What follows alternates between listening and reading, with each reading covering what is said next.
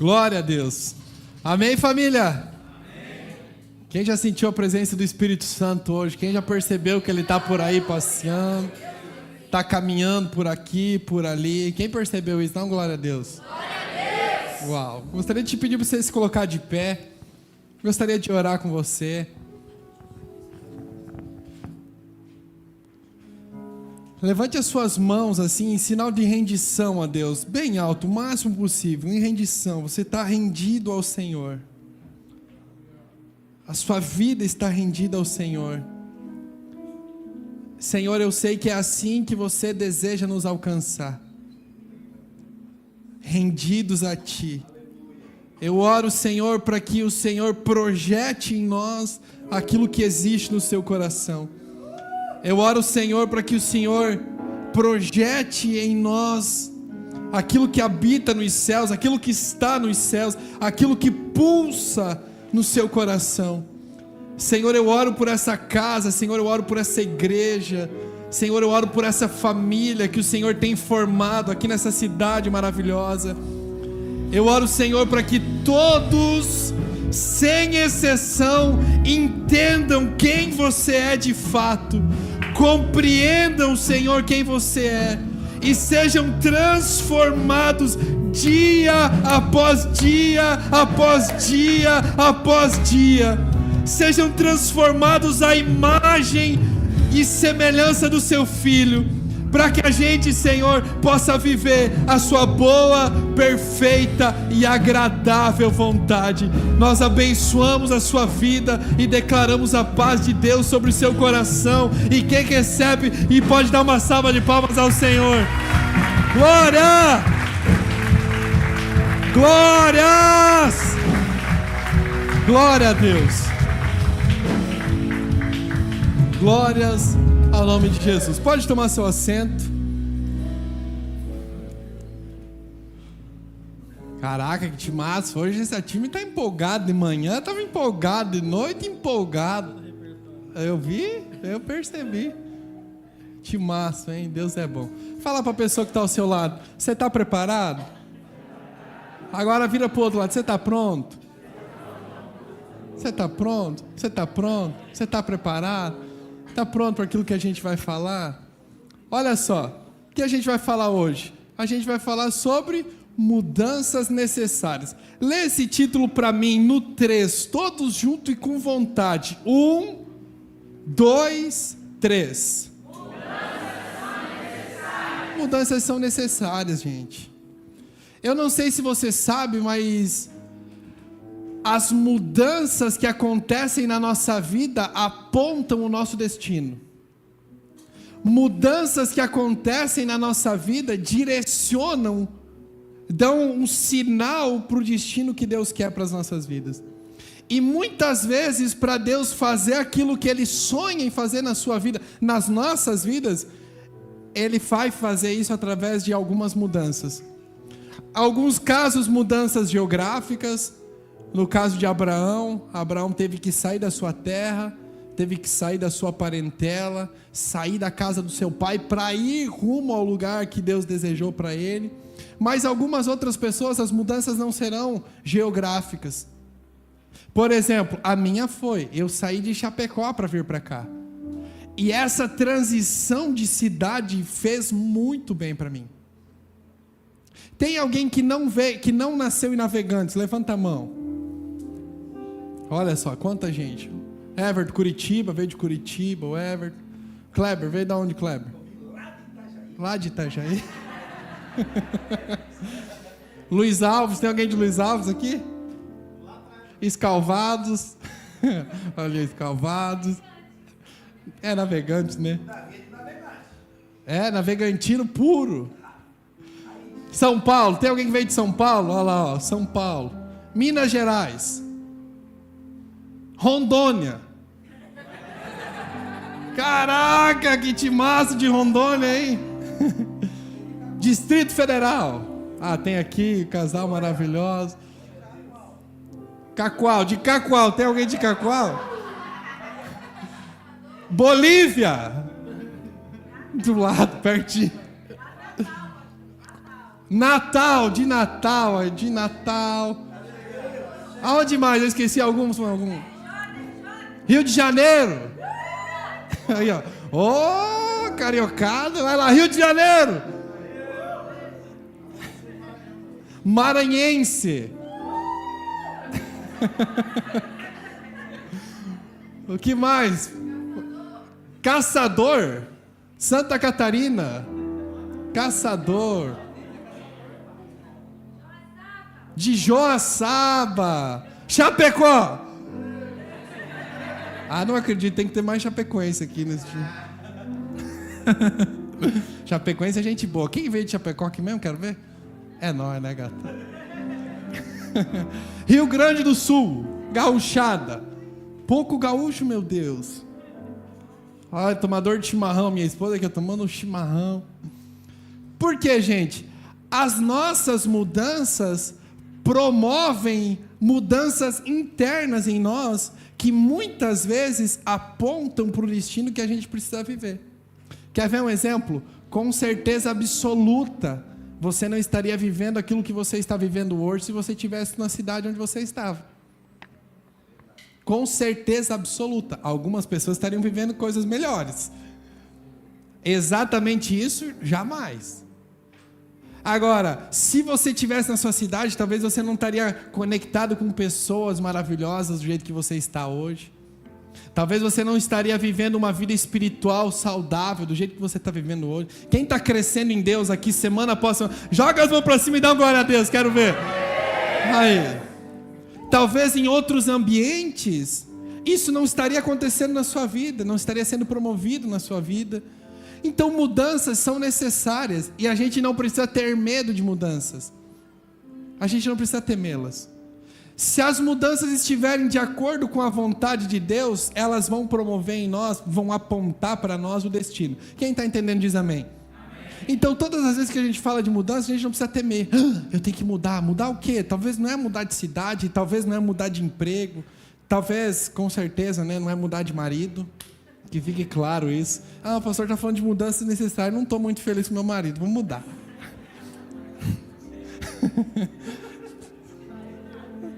Não estou muito feliz com a minha esposa. Quer saber? Vou trocar. Vou trocar a esposa. Não é dessa mudança que a gente está falando, não, tá? Que fique muito claro isso. Não é dessa mudança que a gente está falando. Aí, quem falou isso? Quem falou isso? Fernando. Ah, vai ter avivamento hoje.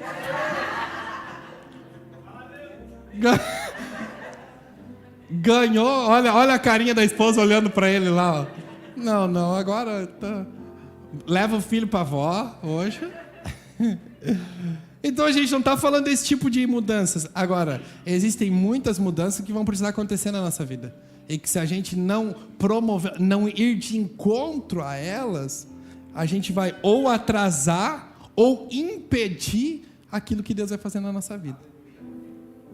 Ou atrasar muito porque você não está disponível para mudança, disposto e disposta a mudar, ou até, em alguns casos, intervir naquilo que Deus vai fazer. Quem está entendendo diz amém. Então tá, vamos ver.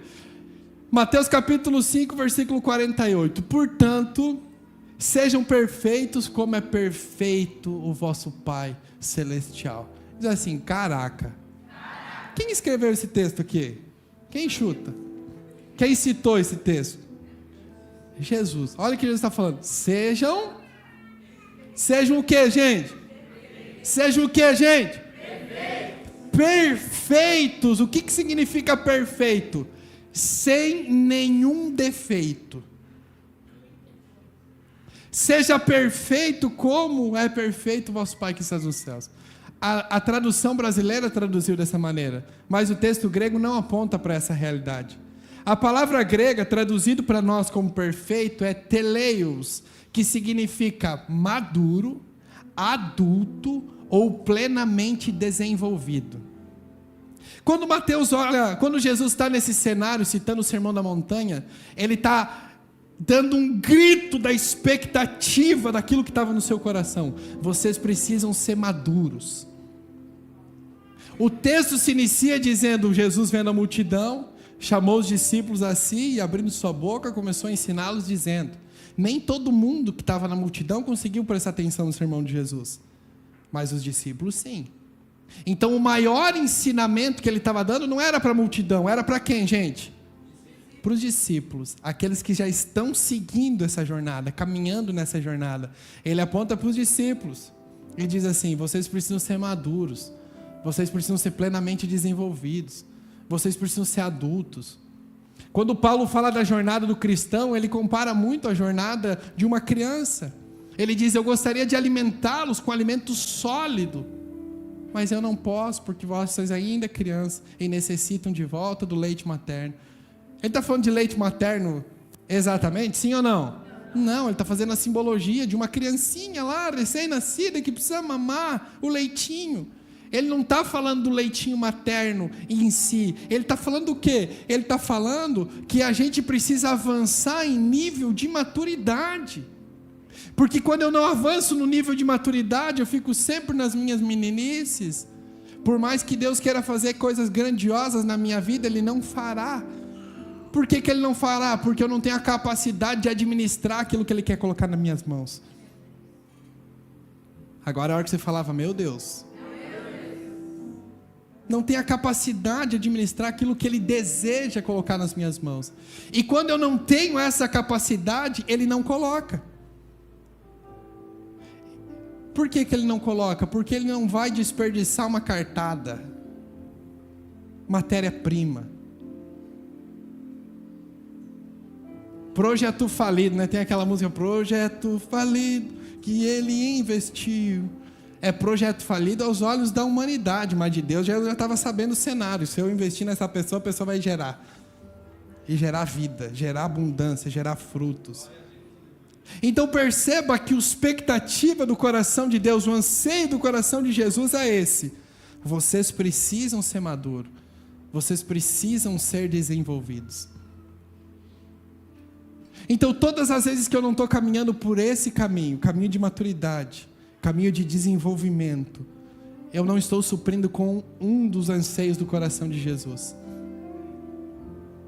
Porque existem realidades e situações que só vão acontecer na nossa vida quando a gente entender que é minha obrigação crescer na graça e no conhecimento.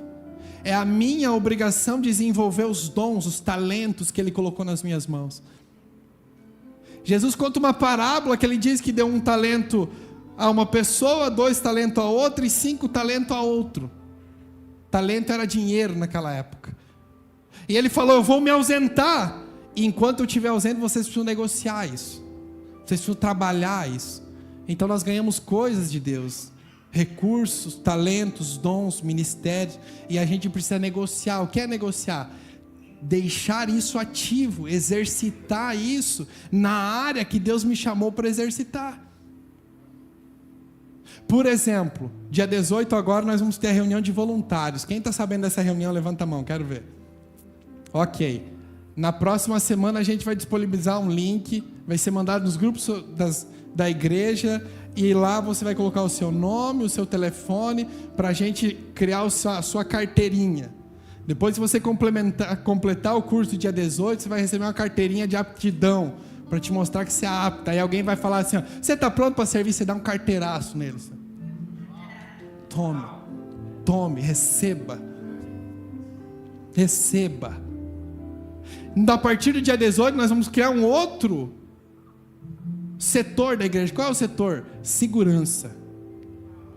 O irmão Guilherme vai treinar o time para fazer defesa pessoal. Qualquer pessoa que entrar aqui com má intenção, primeiro que nós vamos expulsar o demônio dele. Se não sair com oração, vai sair com outra coisa. Não dá para falar aqui, né, Gui? De algum jeito sai. Vai sair primeiro que expulsou. Era espiritual? Sai. Se é caráter, vai sair de outra maneira. Mas vai sair. De um jeito ou de outro. Então a gente vai desenvolvendo os nossos dons. O Gui é lutador. Ele tem que desenvolver. Deus chamou ele assim? Deus quer mudar ele? Claro que não. Deus quer que ele use esse talento, esse dom para a obra. O que a gente vai fazer? Bota a trabalhar, vai criar, vai desenvolver pessoas, vai ter segurança aqui na igreja, trajado, vestido, Se você se bobear, você entra pro mata-leão. Então Deus coloca coisas nas nossas mãos e a gente precisa entender que eu preciso utilizá-las para aquilo que Deus quer fazer na minha vida. Então, um cristão que foi alcançado por Jesus, que é apaixonado por Cristo, uma das evidências do seu amor é servir. É servir. Meu maior prazer é servir pessoas. Quando eu fui para o Legendário, tem um Legendário aqui, quando eu fui para o Legendário, uma das minhas, aquilo que me deu força para continuar era carregar a mochila dos outros, ajudar a carregar a mochila dos outros. Ah, tá cansado? Daqui que eu carrego, pô. Não, você tá cansado? Não, eu carrego. E eu ficava feliz porque eu estava ajudando alguém, servindo alguém. Um cristão que é apaixonado por Jesus, ele precisa servir. Ele precisa estar disponível para servir. Então, dia 18, a gente vai construir essa verdade. Olha só, Deus dá... Vamos ler para mim esse texto. Deus dá sonho para meninos, mas governo para pessoas maduras. Vai lá, 1, 2, 3 e... Deus dá sonho para meninos, mas governo só para pessoas maduras. Então perceba que Deus dá sonho. Ah, é menino, é jovem, é imaturo, sonho. Governo, quando saiu dessa posição de sonho, trilhou a jornada e amadureceu para governar. Amadureceu para governar, porque ao contrário daquilo que a gente imagina, o processo não é Deus castigando, o processo não é Deus abandonando, muito pelo contrário, o processo é Deus trabalhando, forjando, preparando as nossas vidas.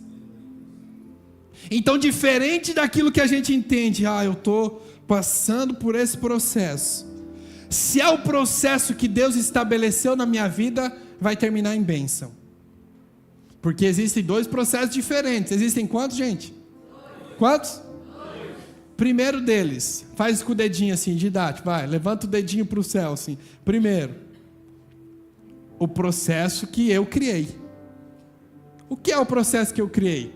É quando eu gerei o problema que eu estou passando. Quando eu fui lá e comprei mais do que eu podia gastar.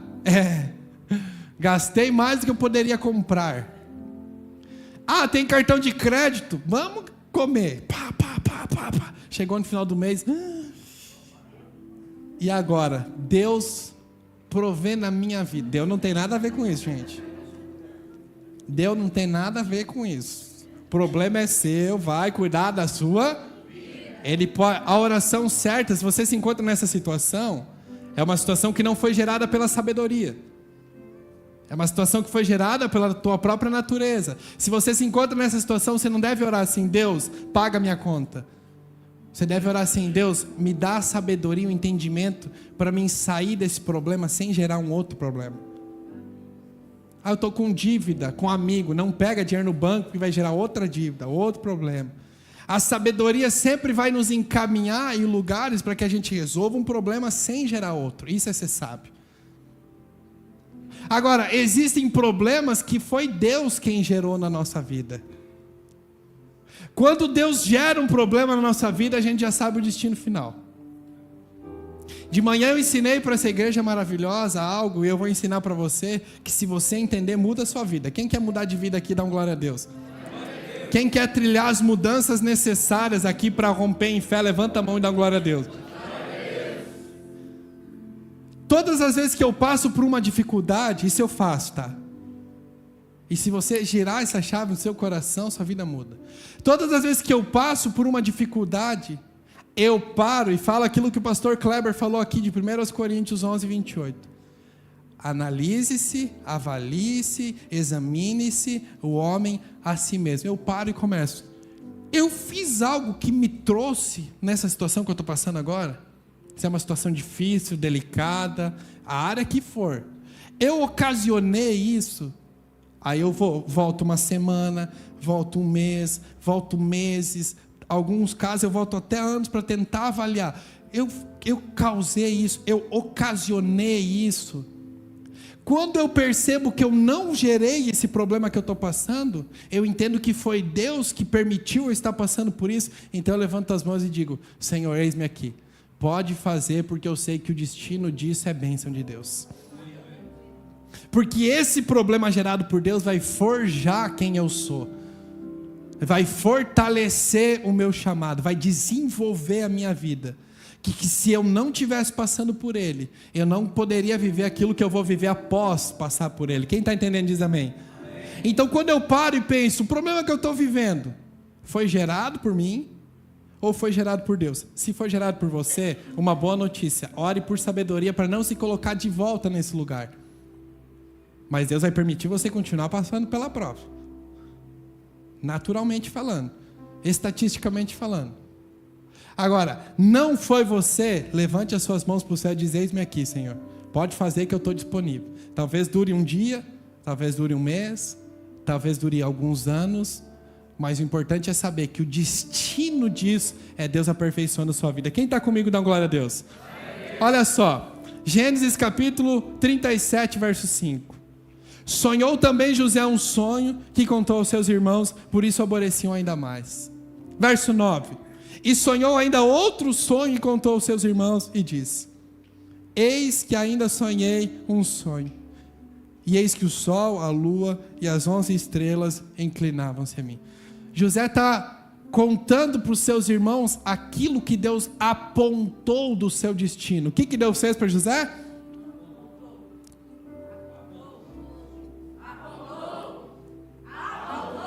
Apontando o destino de José. Ele sonhou um sonho. Que sonho? Governo. Quantos anos ele tinha? 17 aninhos. Um menino que ficava só na casa do seu pai, enquanto os irmãos apacentavam as ovelhas. Ele era o menino da casa, filho preferido. Ficava lá, mimado. O paizinho dava roupa, dava todas as roupas iguais e dava uma roupa diferente para o filhinho. Filhinho mimado. O filhinho mimado. Aí Deus mostra para esse menino: eu tenho governo para você. José podia levantar no outro dia dizendo assim: agora eu sou governante de toda a terra, inclinem-se a mim. Ele não fez isso, porque a verdade é que o governo se estabeleceu depois de quanto tempo? Olha só, e José era da idade de 30 anos, quando esteve diante da face de Faraó, rei do Egito. E saiu José da face de Faraó e passou por toda a terra do Egito. Gênesis 41, 46. Perceba que ele sonhou um sonho com quantos anos, gente? Quantos anos? Quanto tempo depois ele assumiu o governo? 13 anos de processo. 13 anos entendendo: pô, Deus, eu ocasionei isso? É justo eu ser vendido como escravo, Deus? Não. Então Deus tem alguma coisa para fazer na minha vida diferente que eu não estou entendendo. Mas eu me submeto. Desenrolou-se essa história. Chegou na casa de Potifar, começou a governar a casa de Potifar. Depois de um tempo, a endemoniada da mulher dele, de Potifar, quis tchaca-tchaca na buchaca com José. Quis avivamento, mas não com o marido, né? Aí agarra José diz assim: sai, Satanás, afaste de mim. E sai correndo da mulher. A mulher, quando se sentiu rejeitada, começou a gritar. Ele está tentando abusar de mim, ele está tentando abusar de mim. Resultado: cadeia. Aí imagina o José sendo levado no camburão para a cadeia, falando: não é verdade isso. Vendido pelos meus irmãos, agora honrando a Deus, respeitando o meu patrão, fazendo com excelência aquilo que Deus me chamou para fazer, eu estou indo para a cadeia. Aí José para e faz o que, gente? A autoanálise. Eu ocasionei isso? Eu gerei essa situação? Não. Se eu não gerei, qual é o fim disso? Bênção de Deus. É a bênção de Deus. Na cadeia ele encontra um homem, interpretou o sonho dele. Esse homem foi restituído ao governo de Faraó. 2 anos depois, Faraó teve um sonho, contou para esse cara que José interpretou o sonho, e o cara disse assim: eu conheço um homem que quando eu estava preso, ele interpretou o meu sonho e 13 dias depois eu fui restituído ao governo. Então depois de 13 anos, José chegou no lugar de governo. Então fala para mim assim: governo é lugar de maturidade. Tudo que Deus deseja fazer na sua vida, Ele vai fazer. Quem crê que Deus tem grandes coisas para fazer na sua vida? Quem crê que é grande de verdade, levanta as mãos assim, grande de verdade. Quando isso vai acontecer? Depende da rapidez que você desenvolver maturidade na sua vida. Porque Ele não vai colocar coisas grandes nas nossas mãos se a gente não tiver maturidade de administrar isso. Então Ele trabalhou na vida de José durante 13 anos, porque Ele não coloca grandes coisas nas mãos de pequenas pessoas. Ou um pai aqui daria um carro para o seu filho de 10 anos. Só, filho, vai dirigir. Eu falei de manhã, né, que eu comprei o meu primeiro carro com 14 anos. Um Fiat 147. Quem conhece aqui o Fiat 147? Quem não conhece o Fiat 147, levanta a mão. Ah, não tem história para contar. Pra você ter noção, para mim fechar a porta, eu entrava no carro e fechava a porta e eu pegava uma borracha que estava amarrada na outra porta e enganchava assim, para não abrir a porta. 14 anos de idade. Aí eu falei de manhã e eu comecei a pensar, mas é que os meus 14 anos é diferente dos 14 anos de agora. 14 anos de agora a galera quer saber de bike. Na minha época era moto, carro, quer saber de carro. Vamos comprar, guardando dinheiro para comprar moto. Hoje 14 anos não, nem 20 e tantos ainda. Nem 30 em alguns casos, né? Tá mais atrasado.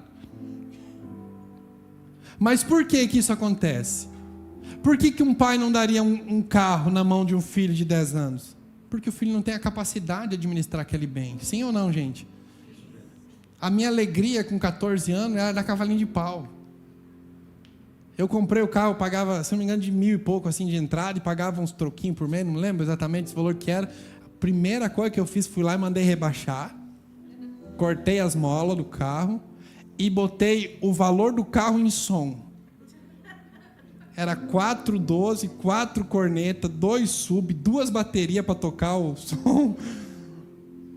Coisa de piá, fala assim, coisa de piá. Mas eu achava que estava, meu Deus do céu, estava feliz da vida. Saía do meu Fiat 147, azul. Ele era, a parte de dentro dele era de madeira e estava escrito assim: o Senhor é meu pastor e nada me faltará, esculpido na madeira. É verdade. Era ungido, desde sempre ungido. Mas por que Deus não dá coisas nas nossas mãos, mesmo a gente orando por isso em alguns casos? Me pergunta assim, por quê, pastor? Imaturidade. Porque se Ele colocar algo nas minhas mãos, Ele precisa olhar para mim e ver que eu vou ser capaz de administrar aquilo que Ele está colocando nas minhas mãos. Porque Ele dá sonho para quem, gente? Meninos. Governo Ele dá para quem, gente? Homens maduros, adultos, plenamente desenvolvidos. Olha o anseio do coração de Jesus: sejam vocês maduros, adultos, desenvolvidos, porque a imaturidade vai ser um obstáculo para que a gente viva coisas grandes. A imaturidade sempre vai ser uma barreira, sempre. Por quê? Já imaginou você no governo, você vivendo coisas grandes, você glorificando a Deus através da sua vida, mas alguém falou mal de você. Aí o que acontece quando a gente é imaturo? Eu não aceito isso. Quinta série. Ou a pessoa que já está vivendo coisas grandes, mas vive de piada. Não dá para falar nada sério com a pessoa, porque a pessoa é só piadista. Quinta série. Conta piada disso, daquilo, daquele outro, fala mal de um, de outro. Imaturidade. Por mais que Deus deseje colocar coisas grandes, não vai acontecer. Não que não vai, né? Deus é Deus, faz o que quer, a hora que quer, da maneira que quer. Mas a probabilidade disso não acontecer é muito grande. Muito grande. Então fala assim comigo: Deus dá sonhos para meninos. Governo só para adultos. Sempre. Olha lá na tela, coloca na tela pra gente. Gálatas capítulo 4, versículo 1 e 2. Digo, pois, que todo tempo em que o herdeiro é menino, em nada difere do servo, ainda que seja senhor de tudo. Perceba que ele está falando, enquanto o herdeiro, o que é o herdeiro, gente? Alguém sabe me falar o que é o herdeiro? Que herdou? Herdeiro é alguém que herdou recursos, bens, propriedades, herdou algo.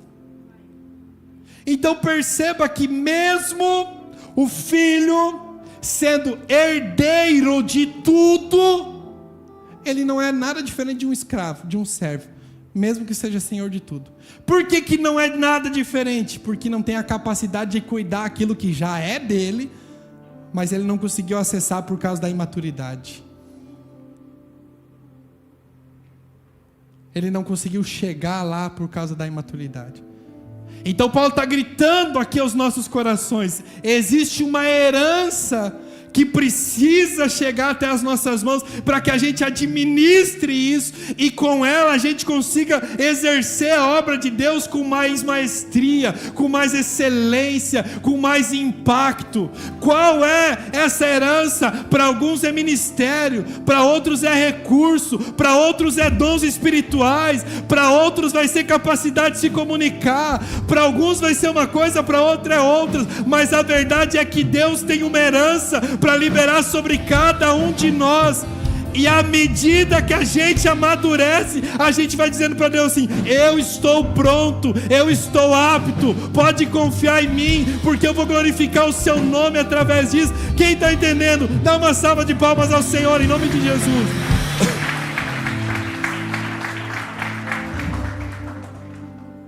Olha só, 2 Coríntios capítulo 5, versículo 17. Por que a mudança é necessária? Ontem tinha um casal que morou junto com a gente lá em Chapecó 9 anos. Eles foram morar... Que ano que eles falaram que eles foram morar lá mesmo? 2009? 2010. Eu me converti em 2014. Então eles pegaram 4 aninhos do antigo Tiago. E eles lá, a gente estava conversando, e estava o Samuel e a Dara lá junto com a gente conversando. E eles contando coisas, não, porque tal dia foi tiro para tudo que é lado. Outro dia foi facão e não sei o quê. E o Samuel falando, cara, os pessoal do Oeste são tudo louco. São tudo louco. Gente mais do interior, assim, é verdade, é bem assim mesmo. E ele contando, e de repente o Samuel para assim e diz, cara, não dá para dizer que essa pessoa era você. E eu falei, é claro que não. Por quê? Porque aquele que está em Cristo se tornou uma nova criatura, de tal maneira que as coisas velhas já, e tudo se fez novo. Uma mudança que se faz necessário na nossa vida. Antigamente eu bebia não sei o quê. As pessoas contam às vezes com, eu era assim, ó. Eu saía da noitada e ficava com... Eu falo, quando a pessoa começa, eu vejo que ela conta com alegria essas coisas, eu paro e falo assim, irmão, será que você se converteu de verdade mesmo? Será que você não tem que fazer autoanálise para ver se a sua fé é verdadeira? Porque você está contando isso com tanta vontade de se gloriando disso. Será que a sua conversão é verdadeira? Tanto que eles me perguntaram, você fala do seu passado? Eu falo, eu não. A não ser que vai edificar a fé de uma ou outra pessoa, quem vive de passado é museu. Se eu cometi um erro na semana passada, eu já deixo de falar dele essa semana, porque já passou. Eu estou olhando para o alvo. O que Paulo diz, uma coisa eu faço, eu esqueço das coisas que para trás ficaram, e eu avanço para o alvo da soberana vocação em Cristo Jesus. Então aquilo que eu vivi no passado projetou a pessoa que eu sou hoje. E se eu não sou a pessoa que eu gostaria de ser, eu preciso fazer o que, gente? Mudar. As mudanças vão se fazer necessárias. A ponto de, depois de Paulo argumentar sobre isso, Nelson, ele diz, agora, portanto, somos o quê? Embaixadores. Ele diz, a velha criatura passou e se tornou uma nova criatura. Aí no verso 20, Portanto, agora, vocês são o quê? Se tornaram embaixadores de Cristo. Deus faz o seu apelo por nosso intermédio. Falamos em nome de Cristo quando dizemos reconcilie-se com Deus. O que significa embaixador? Vai lá, eu vou ler aqui embaixador e você vai ler o que significa para mim, ok? Não, é muito difícil aqui, eu vou ler para você para não dificultar o processo aqui. O que é embaixador? É uma categoria hierárquica mais importante de uma representação de um estado junto ao outro. O que significa uma embaixada? Me pergunte assim, o que é, pastor? Imaginem que nós estamos na nação brasileira. Imagina, não precisa nem forçar a imaginação para... Nós estamos aqui no Brasil. Agora imaginem uma embaixada dos Estados Unidos. O lugar onde a embaixada está, aquela localização geográfica é terra americana, mesmo estando dentro do Brasil. As leis em vigor dentro daquela localização geográfica que é a embaixada é dos Estados Unidos e não do Brasil. Eles são representantes legais de um estado junto ao outro. Quando eles falam aqui no Brasil, eles estão representando Donald Trump lá nos Estados Unidos. Porque o embaixador representa a sua nação junto a outra. E olha o que Jesus está falando, vocês são o que, gente? Embaixadores. Ele está gritando, vocês me representam. Onde vocês colocam os seus pés, já não é mais só Brasil, é Brasil do Senhor. Já não é mais só navegantes, agora é navegantes, mas onde vocês pisarem, é terra que pertence aos céus.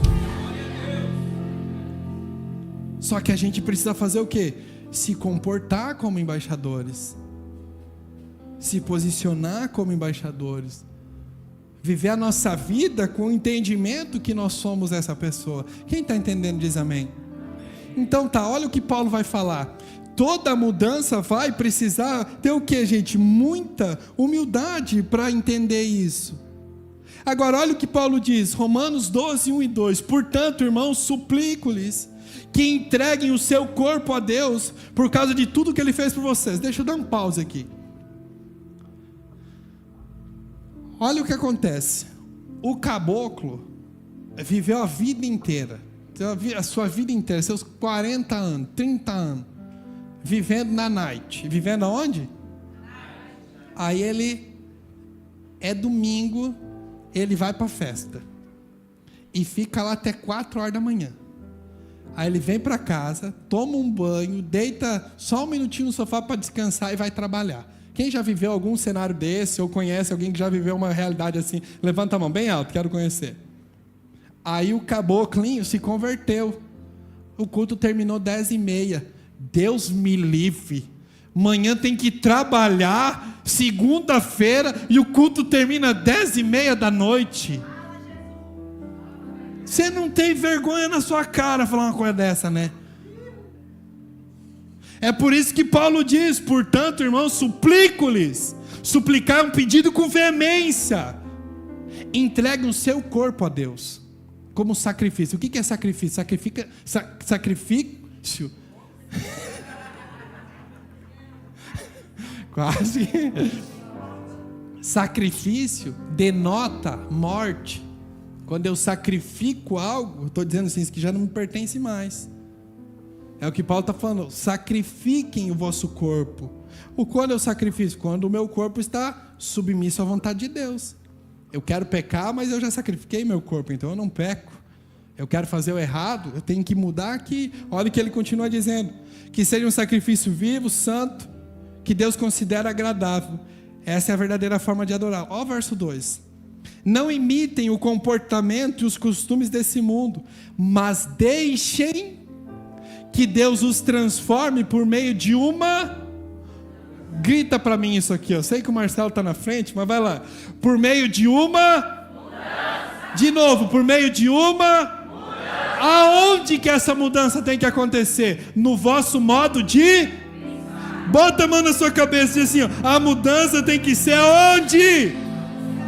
Na mente, na maneira como eu penso. Porque se a maneira como eu penso é diferente da maneira como Deus gostaria que eu vivesse, a minha mente vence. Por mais que a vontade de Deus seja diferente disso. Então perceba, faltou luz na quarta-feira aqui na igreja, eu e o Zé estavam conversando, e o Zé falou assim, ó, como é que pode duas pessoas no mesmo ambiente viverem duas coisas totalmente diferentes uma da outra? Aí o Zé falou assim, não, sabe o que acontece? É por causa da mentalidade. Uma está escutando, uma está lá assim, não sei se é verdade, não sei o que, julgando, sabe? Vem, julgadora. E outra está assim, fala comigo, Deus, eu preciso de mudança mesmo. Eu preciso melhorar, muda meu modo de pensar. Porque aquilo que Deus vai fazer na nossa vida, Ele só vai fazer se a gente estiver de acordo com isso. Por isso que significa por isso que existe uma palavra chamada assim, livre arbítrio, direito de escolha, livre direito de escolha. Deus está dizendo para o Rafa, vem aqui, Rafa.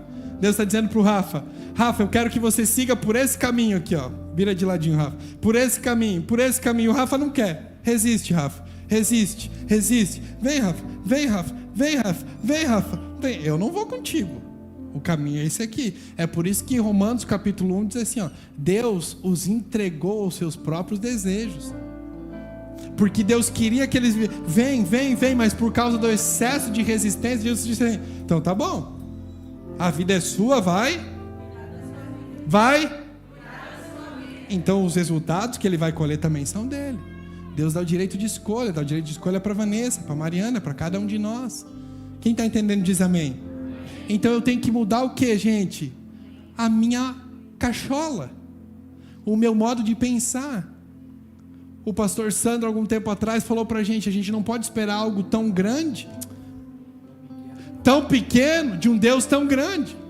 Por quê? Porque se eu espero algo pequeno de um Deus tão grande, o meu modo de pensar vai limitar aquilo que Deus quer fazer na minha vida. Aí eu vou pensar, não, tá bom isso aqui, eu só quero cuidar de uma igrejinha, assim, tá bom. E Deus querendo dizer assim, que igrejinha? Eu quero dar um estádio para você pastorear. Não, eu só quero ter 2 filhos. Que 2 filhos? Eu tenho 10 para você. Receba. Quem quer 10 filhinhos aqui que eu quero profetizar 10 filhinhos?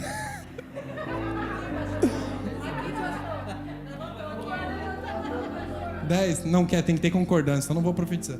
Aqui tem concordância? Aqui tem 2? 3, talvez. Gabi, vai mais uns 9?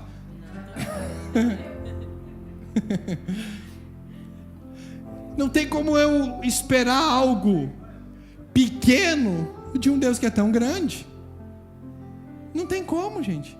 Aí por mais que Deus queira fazer, Ele vai se limitar pelo meu modo de pensar. Aí vai dizer assim, não, eu não quero isso. Por mais que Ele queira fazer na minha vida, eu digo, não quero. O irmão Altair, né? Irmão Roberto, cheguei aqui, o irmão Roberto falou assim, ó, pastor, deixa eu te dar um abraço. Eu falei, e aí, cara, como é que tá? Ele falou, eu vou te chamar agora de pastor 1000%. Eu falei, 1000%? Uau, 100% tá bom, 1000%? É mérito isso? Ele falou assim, uma vez você estava ministrando a oferta, você liberou uma palavra profética. Você falou assim, toda semente plantada vai multiplicar 1000 vezes. E ele recebeu essa palavra no Espírito e foi lá e ofertou. Ele veio contar hoje à noite aqui, ó. Aconteceu. 1000% multiplicou na vida dele. Sabe o que é isso? Comportamento de fé. Sabe quem vive resultados assim? É quem planta, quem é obediente, quem acredita. Alguns pensaram assim, tá só falando porque quer que ofertem. Em outros estavam dizendo assim, eu recebo isso na minha vida. Quem viveu foi quem obedeceu. Dá uma salva de palmas para ele, em nome de Jesus.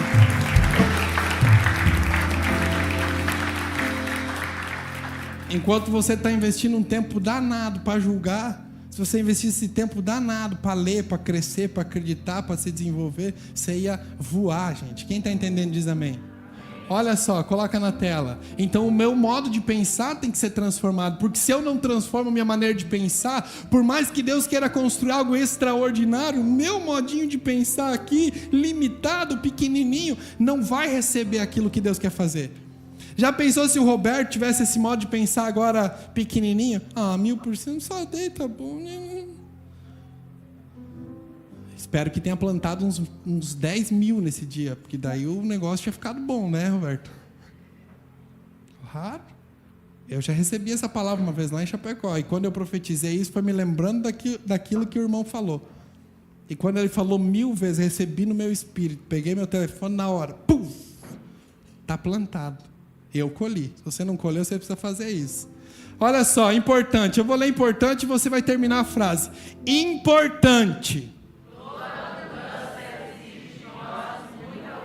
Toda mudança vai exigir de nós muita humildade.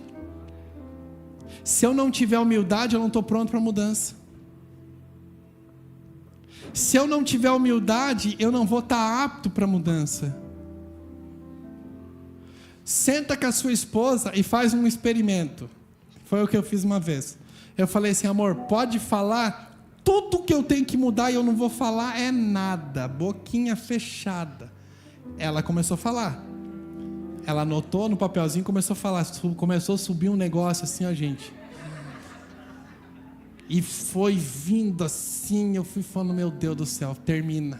E eu fui me incomodando assim. Aí quando estava vindo, o Espírito Santo falou no meu coração, você só vai mudar quando você deixar de ser orgulhoso. Só vai mudar porque ela estava colocando coisas na mesa que ia fazer bem para o nosso relacionamento, mas o meu orgulho não deixava eu ver essa mudança que precisava acontecer. Aí eu entendi que para mim viver grandes coisas, eu preciso estar disponível para a mudança. E a mudança só está disponível quem é humilde. Ou tem alguém que gosta de ser corrigido aqui? Quem gosta de ser disciplinado aqui? Chamar para sentar, senta aqui, filho. Seu comportamento está dessa maneira. Se você continuar desse jeito, o seu destino vai ser esse. Você precisa mudar hoje. Ou falar assim, ó, chamar para uma conversa. Ou sua mãe, vamos para o tempo passado, pega a varinha ungida. Quem gostava de receber umas varadinhas ungidas? Não está arrependido não, varinha ungida faz bem. Sabe o que a Bíblia diz? Que a vara tira a loucura da criança. É verdade? Gosta? Biblicamente falando, a criança é louca se não tem uma vara ali que esteja corrigindo ela. E eu não estou falando que você tem que corrigir ou não corrigir. Vai cuidar da sua vida. Não coloca um jugo sobre mim. Aí chega em casa e espanca o filho. Pastor que mandou! Foi ele, vai conversar com o pastor. Está gravado, ó. Olha aqui, ó. Não faz isso, pelo amor de Deus. Mas a minha mãe tem a vara ungida. E se eu não andar na linha, até hoje a vara come, tá? 30 e tantos anos já, até hoje a vara pega. Porque a vara, no momento que a gente está sendo corrigido, ela não é boa, mas ela aponta para um destino. Quem está entendendo diz amém? Então a humildade que a gente tem vai permitir a gente ser apto para mudança ou não. Olha o que a Bíblia vai falar. Provérbios capítulo 29, verso 23. O orgulho do ser humano o abaterá. O que é abater? Vamos falar de português. O que é abater? Matar. Eu vou abater um animal. Quando eu digo assim, eu vou abater um animal, estou dizendo, vai ter churrasco daqui a pouco. Eu estou abatendo. Olha o que a Bíblia diz. O orgulho do ser humano vai abater ele. O ser humano orgulhoso é abatido. Caminha para a morte. Mas o pessoa humilde, o que acontece? Mas humilde de espírito obterá honra. Quem quer honra aqui da parte de Deus? Levanta sua mão para cima. Eu quero profetizar, levanta bem alto. Deus, eu declaro muita humildade para que todas as mudanças necessárias aconteçam, atinjam e que cada um de nós vá de encontro com essas mudanças para acelerar aquilo que você tem para fazer na nossa vida, acelerar aquilo que o Senhor quer colocar nas nossas mãos. Quem recebe isso, dá uma salva de palmas ao Senhor.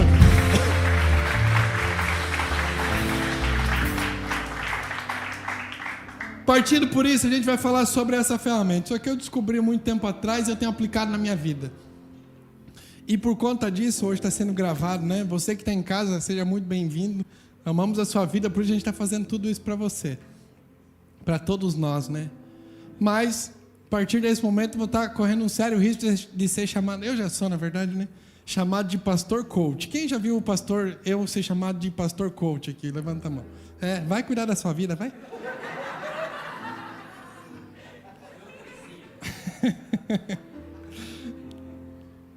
Mas deixa eu falar algo para você, de coração.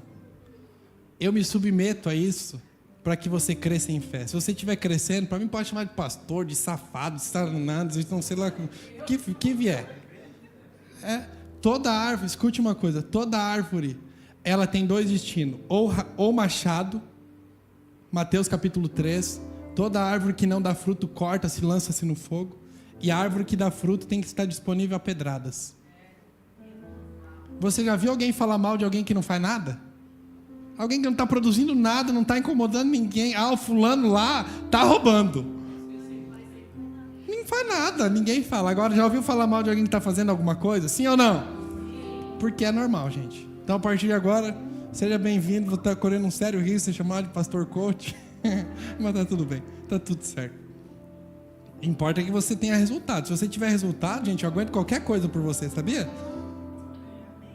Aguento qualquer coisa, desde que você esteja crescendo em fé, sendo obediente, vivendo a vida extraordinária que Deus tem para você, nós estamos juntos. Estamos juntos. Aí quando alguém fala, olha lá o pastor não sei o que, fala assim, cara, minha vida mudou. Vai lá conhecer a igreja, vai lá conhecer o pastor, vai tomar um café com o pastor. Quer que eu marque um encontro para você tomar um café com ele? Você conhecer ele, sua vida muda. Vai lá, então tá. Som, o que é? Saber o que eu quero. S, saber o que eu quero. Coloca a sua mão para cima, vai. Didático. Suas duas mãos para cima. Aí faz assim, saber o que eu quero. Todo mundo, gente, pode confiar, confia em mim. Levanta bem alto suas mãos, todo mundo. Vai lá, saber o que eu quero. Ok, perceba que se eu não saber o que eu quero, qualquer lugar para mim tá bom.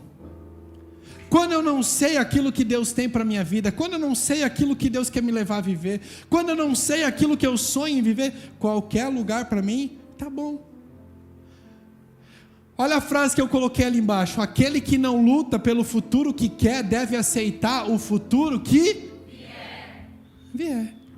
Então quando eu olho para o meu futuro e eu não consigo visualizar aquilo que Deus quer para mim, eu não vou lutar por isso, e quando eu não luto por isso, eu não tenho a capacidade de ficar argumentando com Deus os resultados que eu estou colhendo.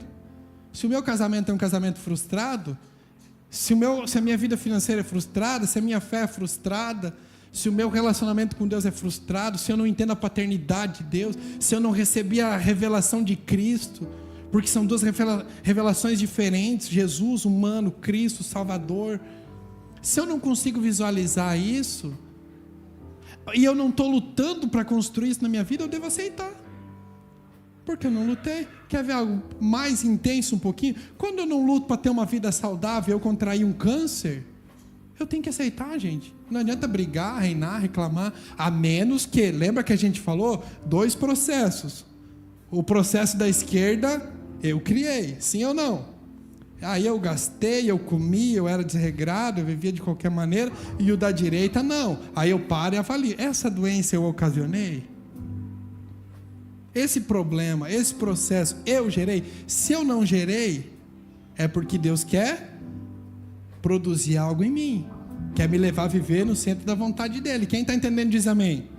Então quando eu sei o que eu quero, e alguém pode dizer assim, pastor, como assim? Eu tenho que saber o que Deus quer para mim. Claro, com certeza, essa é a verdade.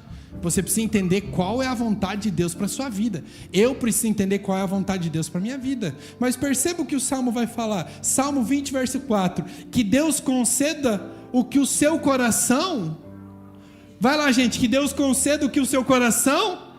E realize tudo o que você...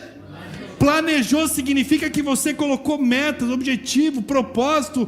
Não, é aqui que eu quero chegar. É aqui que eu quero viver. O salmista está dizendo que Deus conceda aquilo que você está almejando, e não só isso, que Ele realize tudo o que você tem planejado. Olha o que diz Provérbios 16: do coração do ser humano fluem os planos. Fala assim comigo: do meu coração, bem alto, do meu coração vai vir os planos. Porque se não tiver plano, não tem como Deus validar. Se não tiver plano, como é que Deus vai validar alguma coisa? Do coração do ser humano flui os planos, mas a resposta certa vem da boca do Senhor. Verso 2: aos olhos do ser humano todos os seus caminhos são puros, mas o Senhor avalia as intenções. Verso 3: consagra ao Senhor todos os seus planos e os seus pensamentos serão bem-sucedidos. Então como assim eu não tenho que ter objetivo, eu não tenho que ter uma visualização no meu futuro? Como assim? Aí fala comigo assim: todo mundo, gente, aquele que não luta, bem alto, 1, 2, 3, e aquele que não luta pelo futuro que quer, deve aceitar o futuro que vier. Porque se eu não sei o caminho que Deus está me apontando, e eu não me dedicar, me esforçar, me empenhar muito para chegar lá, os resultados que eu vou ter vão ser de qualquer maneira, de qualquer jeito. Desde que Deus me mostrou o propósito da minha vida, desde que Ele falou para mim o meu propósito, de lá para cá, todos os dias eu contribuo, colaboro com os processos. Eu digo assim: Deus, tem como antecipar algumas coisas? Se não tem, eu vou continuar fazendo todos os dias o que precisa ser feito. Então, se minha proposta é ser pastoral, eu vou ler, vou comprar livro, vou cursar, vou estudar, vou orar mais que todo mundo, para poder viver aquilo que Deus tem sonhado para a minha vida. Porque se eu não estou lutando por aquilo que eu desejo, que eu sonho, que também está em concordância com o coração de Deus, eu devo aceitar qualquer outra coisa na minha vida. Quem está entendendo diz amém. Então o que eu preciso fazer? Preciso entender o que Deus quer para mim, gente. Como é que eu vou fazer isso? Relacionamento, intimidade com Deus, tempo na presença. Quem está entendendo diz amém. Então tá, eu preciso saber o que eu quero, eu preciso saber a visualização. Então vamos botar suas mãos para cima, todo mundo joga lá em cima assim, saber o que quero. Agora coloca as suas mãos, olha para cima e diz assim: o que é que você quer? O que você quer? Eu te pergunto, o que você quer? É viver um casamento feliz? É viver no centro da vontade de Deus? É ter uma revelação mais profunda de Deus? É conseguir ouvir a voz do Espírito Santo? O meu maior propósito de vida é me tornar amigo de Deus, amigo próximo, chegado. O meu maior objetivo da minha vida é ser como Moisés era para Deus. Eles podiam conversar, trocar ideias, face a face. E desde lá para cá eu tenho me esforçado muito e seguido alguns passos de Moisés. Uma vez eu falei para Deus: Deus, Moisés ficou 40 dias jejuando lá no monte para receber a revelação dos 10 mandamentos e da lei, né? Eu falei: 40 dias sem comer eu não aguento, porque não tem capa de gordura. Porque se tiver, aguenta, tá? Cientificamente falando, aguenta. Você aguenta. Eu não aguento porque não tem capa de gordura, mas eu faço um propósito com você. Eu fico 40 dias comendo só pão e tomando água. Um pão por dia e tomando água, Deus. E comecei essa jornada. Quando eu estou terminando os 40 dias comendo pão e tomando água, eu percebi, Deus descortinou na minha mente, que Moisés, quando ele desceu do monte com as tábuas, o povo tinha se corrompido. Aí ele quebra as tábuas do mandamento, queima o bezerro de ouro, briga com todo mundo, dá aquele escândalo todo e volta de novo para o monte, fica mais 40 dias. Aí o Espírito Santo falou: você quer seguir os passos dele? É mais 40 dias. Eu falei: Deus, eu sou extremamente competitivo, eu vou ficar 90 dias, 10 a mais que ele.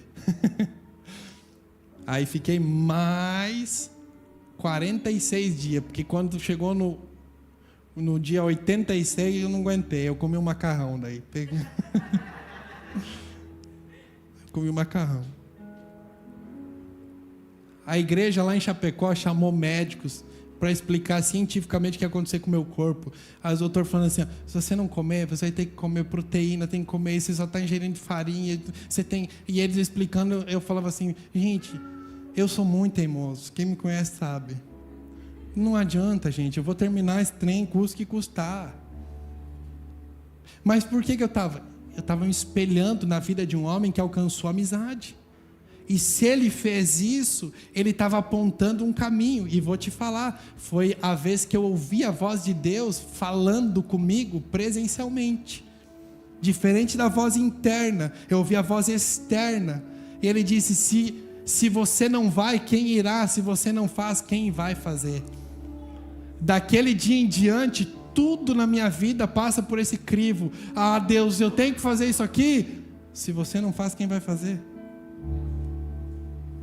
Eu já fui pregar para os índios, correndo o risco de ser morto. Fui abandonado 60 quilômetros depois do fim do mundo. Quando terminou o mundo, lá para os lados, lá na Bolívia, na fronteira, quando terminou tudo, não tinha mais nada, só tinha mato. 60 quilômetros para dentro, fui abandonado, gente, depois de ter pregado para os índios. Nambiquara era a aldeia indígena. Sabe por que eu fui lá? Se você não vai, quem vai ir? Aquilo que Deus me falou há anos atrás, depois desse processo de 86 dias de jejum. Então, se o maior propósito da minha vida é ser amigo de Deus, o que eu tenho que fazer agora? Está aqui, ó. Eu tenho que fazer o S, saber o que quero, o observar os resultados que eu tenho obtido. Quando eu paro para a minha vida, e eu fiz isso hoje de manhã, enquanto eu orava, eu falei, Deus, tu sabe que eu quero me tornar cada dia mais amigo do Senhor, então me ajuda. Aí hoje de manhã eu parei. Como foi minha semana? Atropelando muitos momentos de oração. Eu paro e observo, se isso aqui é o meu maior propósito, o que eu estou vivendo agora está contribuindo para isso aqui ou não? Porque se não estiver colaborando, se não estiver em conjunto com aquilo que é o meu maior propósito, eu tenho que fazer o quê, gente? Mudar as minhas atitudes, mudar o meu comportamento. Aí eu parei e falei, orei pouco, muito menos do que eu deveria ter orado essa semana, li muito menos do que eu deveria ter lido essa semana. Eu comecei a fazer o quê? Observar os meus resultados. Cara, isso que eu fiz essa semana tem contribuído com aquilo que é a minha maior missão? Não. Então eu tenho que fazer o quê? O M, gente, aqui, mudar até alcançar os resultados. Vai lá, mudar até alcançar os resultados. Vai lá, gente, mudar até alcançar os resultados. Então, se o meu maior propósito é ser amigo de Deus, eu paro e avalio. Não estou orando como deveria orar, não estou lendo como deveria ler, não estou jejuando como deveria jejuar, não estou me conectando com pessoas certas. O que eu tenho que fazer, gente? Mudar as minhas prioridades, mudar os meus momentos de oração, mudar a minha hora de acordar, mudar a minha hora de sair de casa, mudar, porque as mudanças são necessárias, e se eu não estiver pronto para mudar, eu tenho que estar pronto para colher as consequências da minha não mudança, e na maioria das vezes são negativas, gente, na maioria das vezes são resultados negativos que a gente não gostaria de colher. Quem está entendendo diz amém. Mudança. Só que para mudar a gente vai precisar de muita humildade. Se o meu maior propósito é esse, eu paro e eu preciso fazer uma autoanálise. Eu me olho no espelho, gente. Eu moro num condomínio, né? E tem uma outra pessoa do lado, assim, que ele consegue ver o nosso quarto de lá. E eu volto e meia, estou lá no espelho, falando, tu, Tiagão, essa semana não deu... Falando comigo mesmo, né? Trocando ideia comigo mesmo. Alguém faz isso aqui? Faz, que bom. Então tá bom. Continua que tu tá certinho, tá psicologicamente falando, perfeito, faz isso aí. Se não faz, tenta fazer para você ver como dá certo. Eu vou lá na frente do espelho e diz, você orou pouco, né, Tiagão? O que você colocou na frente? Você colocou pessoas na frente de Deus? Você ama mais pessoas do que a Deus? Eu mesmo falando comigo. Por quê? Porque eu estou fazendo uma autoanálise. Eu preciso fazer isso constantemente. Não deve ser só na ceia. Isso não pode acontecer uma vez por mês. Como é que está meu relacionamento com Deus? Vou parar para pensar como está meu relacionamento com Deus uma vez por mês. Estamos pego. Se a gente faz isso, estamos pego. Quem está entendendo diz amém, gente? Então, se o meu casamento não está da maneira que eu sonho, que é ter paz, felicidade, chegar em casa com a esposa cheirosa para o avivamento, ou chegar em casa pronto para tomar um café na mesa com a sua família, ou chegar em casa e vocês sentarem no sofá para conversar sobre o dia, ou chegar em casa e você escutar as 10.000 palavras que a sua esposa quer falar, ou chegar em casa, eu não sei qual é a sua realidade, mas se você não está vivendo aquilo que você tem sonhado, você tem que parar e observar aquilo que você está vivendo agora. E se não é aquilo que você sonha em viver, o que você precisa fazer? Fala bem alto, o que precisa fazer? Então coloca a mão para cima assim, saber o que eu quero, grita bem alto, 1, 2, 3 e bota na frente dos olhos, observar os resultados, bem alto, 1, 2, 3 e se os resultados, segura a mão aí, se os resultados não são aquilo que eu sonho em viver, que Deus me mostrou, o que eu tenho que fazer? Aponta, se eu tenho que mudar, aponta. Agora empilha a mudança, vai. Eu tenho que mudar as minhas palavras. Outra coisa, eu tenho que mudar o meu tempo. Outra coisa, eu tenho que mudar a prioridade. Eu tenho que mudar isso, eu tenho que mudar aquilo. Quando você menos perceber, você mudou tanto que as suas mudanças te levaram a viver aquilo que Deus tem sonhado para a sua vida. Quem recebe isso, dá uma salva de palmas ao Senhor.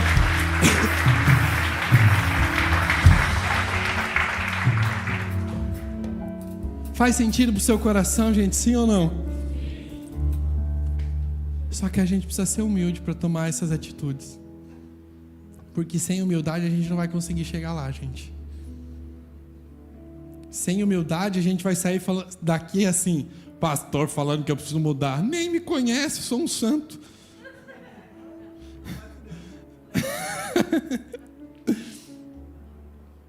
Agora, a gente pode sair daqui dizendo assim, ó, caraca, eu preciso mudar mesmo, gente. Eu preciso melhorar como homem, eu preciso melhorar como mulher, eu preciso melhorar como filho, eu preciso melhorar como amigo, eu preciso melhorar como servo, eu preciso melhorar como aquele que obedece a palavra, eu preciso melhorar no meu relacionamento. Quando a gente começa a desejar, e se você não tem uma visualização do seu futuro, daquilo que Deus quer para você, você precisa urgentemente para a presença de Deus, gente. Você precisa urgentemente mergulhar sem tempo para terminar. Você precisa ligar um louvor na sua televisão, no seu celular, no seu quarto, fechar a sua casa, desligar tudo que tiver de telefone disponível, e você não ter hora para, não, vou orar 5 minutos. Às vezes você não pode ter tempo, às vezes tem que ficar o dia, gente. Às vezes você tem que dizer assim, eu só saio daqui quando... Tinha uma música, não tinha antigamente?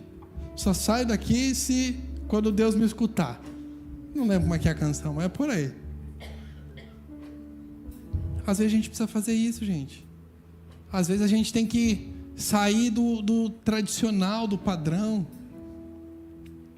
Aquilo que a gente sonha em viver está naquilo que a gente ainda não fez para chegar lá. Insanidade, alguém escreveu essa frase, insanidade é sonhar em ter resultados diferentes tomando sempre as mesmas atitudes. Se você continuar com as mesmas atitudes, você vai continuar indo para os mesmos lugares. Agora, quando eu percebo, que eu observo e eu vejo que não é isso que eu quero viver, eu percebo que existe algo a mais, eu percebo que Deus tem mais para mim, eu percebo que tem mais. Pastor Kleber falou alguns dias uma frase, a Bíblia é muito mais profunda do que pensa. Qual era a palavra exatamente? Mais profunda do que extensa, essa é a verdade. Quando eu percebo que existe mais profundidade, tem lugares mais profundos, tem revelações mais poderosas, tem mais de Deus para me receber, eu saio da superficialidade e mergulho para um lugar mais profundo. Quanto mais alto eu estiver em Deus e mais profundo do meu relacionamento, menos as turbulências da vida vão me atingir. Menos o mau tempo vai me pegar. Eu saí de São Paulo semana passada, um temporal.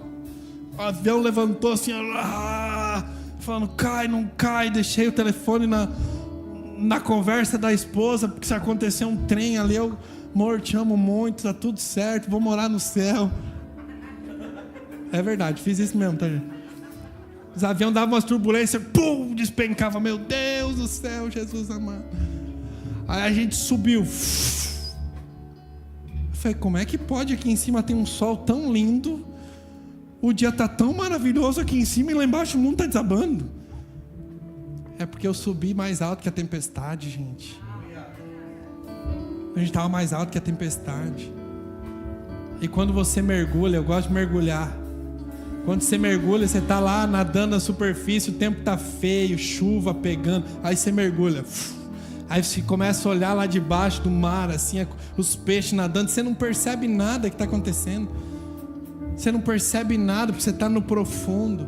Essa é a verdade com Deus. Quanto mais alto e mais profundo você estiver, menos as intempéries da vida vão te atingir, menos os processos vão te derrubar, menos aquilo que antes te afetava vai te afetar agora, porque você já está num outro nível, está num outro lugar. A revelação de Deus já te alcançou. Que faz sentido para a sua vida? Se coloque de pé se faz sentido para a sua vida.